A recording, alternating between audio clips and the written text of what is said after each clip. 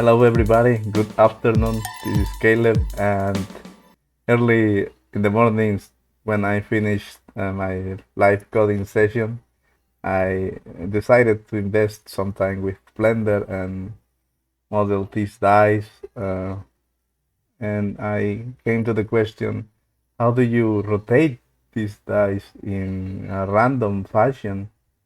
So I decided to present a video on how I managed to do it, and hopefully you find it useful. So the prerequisite is to have a model for the dice, and you can have also the basic cube. No problem if you don't want to model the dice, you know. And how you can model a dice, there is a lot of tutorials on YouTube. Just the one that is appropriate for you. Uh, Here is the material preview. Okay, so let's go back to the model. Sorry. Yeah, and one way you can achieve this rotation is to, press the R in your keyboard. But how do you make it? Look at this. Look how the changes in the rotation are going, how the values are changing. So you can insert a frame, click, and then move. And you can certainly go your own way with this method, but I decided to I'm pressing Control C. Sorry, I don't have yet a software to put the keys on the screen that I am pressing, so I will be talking out loud. And I wanted to go with the geometry nodes because I've been seeing a lot of that lately, and even when I am not someone that goes with the trend, I don't know if that it's even a trend. I decided to go with that, so I decided to share how I did it. And you saw the animation at the beginning of the video. So you click on modifiers and you add a modifier, click on add modifier. Look at this. Now select geometry nodes. And now what can you do with this? If you are a beginner like me in this area, now what? Then you go this with this menu over here and click on geometry nodes. Look at this. There's nothing in here. So I came back here. You can click here, new. You can click here. I click. I'm not sure if you saw the click. It was new, right? It was like this. Now you have this input group and output group nodes, and let's suppose you don't know anything about it.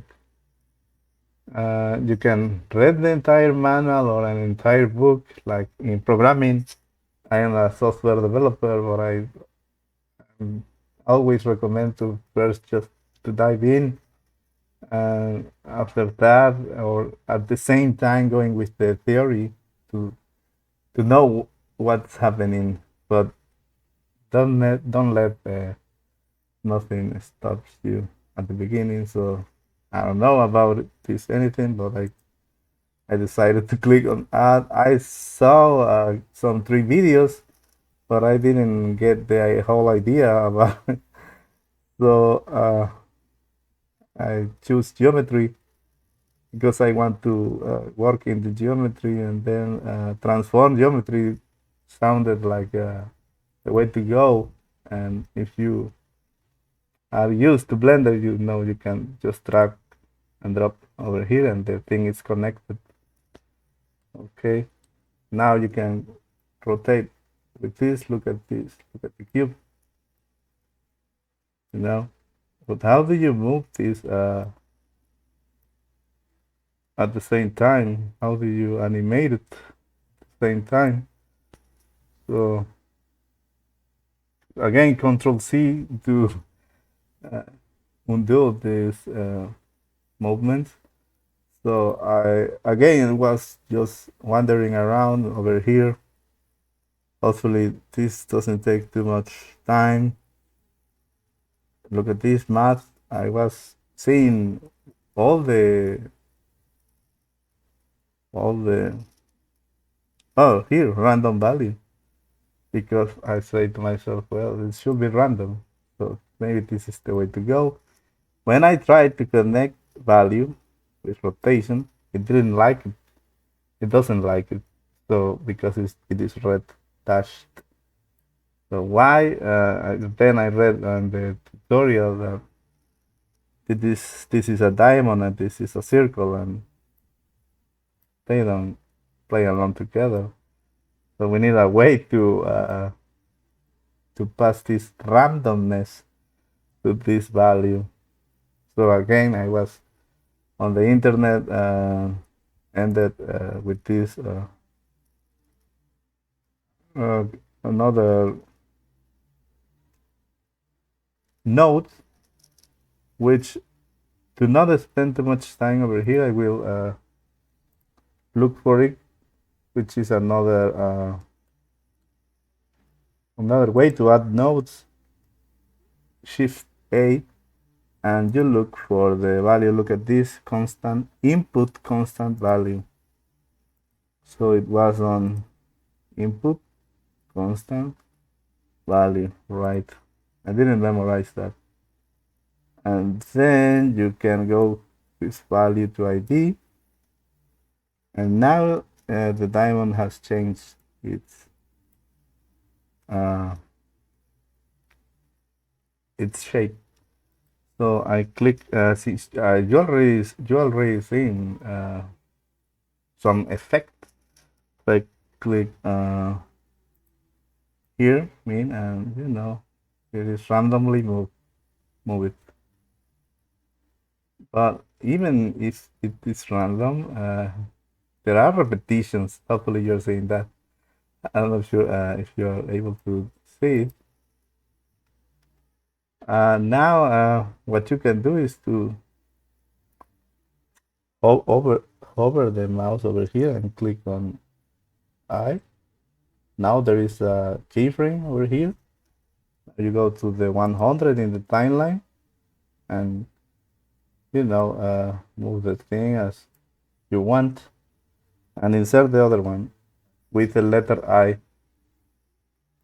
Then you can press this or spacebar, and it's randomly movement. But again, it is if you can see, there are still, you can appreciate some repetitions, but that's the way I did it, and hopefully you can take it from here, move some other values over here, with this, maybe this.